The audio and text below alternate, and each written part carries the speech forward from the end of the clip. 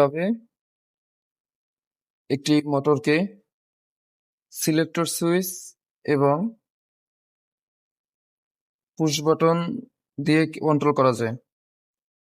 তো আজকে আমি আপনাদের আগে থেকেই কিছু কাজ কমপ্লিট করে রেখেছি, তো আজকে দেখাবো। এর জন্য প্রয়োজন হবে আমার একটি ফ্লোর সুইচ, যেটা আমি আগে থেকে নিয়ে রেখেছি, এবং একটি পুশ বাটন, একটি পুশ অফ, একটি সিলেক্টর সুইচ।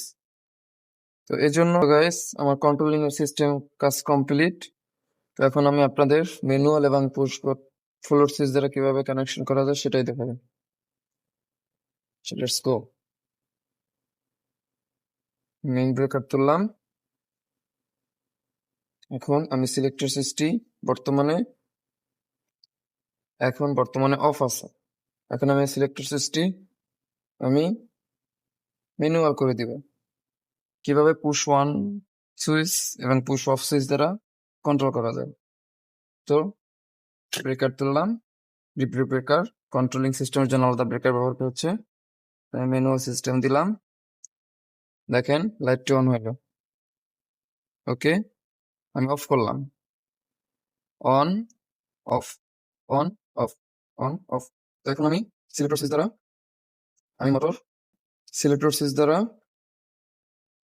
আমি মোটর হচ্ছে ফ্লোর সুইচ মাধ্যমে কন্ট্রোল করব। তো সেজন্য আমার এটাকে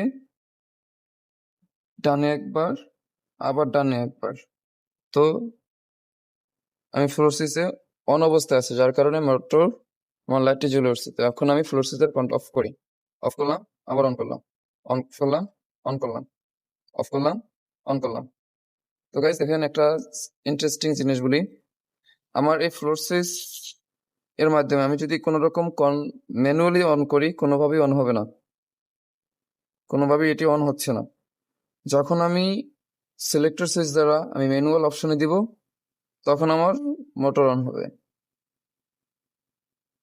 তো গাইস অফ করে রাখলাম, এখন আমার কোনোটাই কাজ করবে না। দেখেন,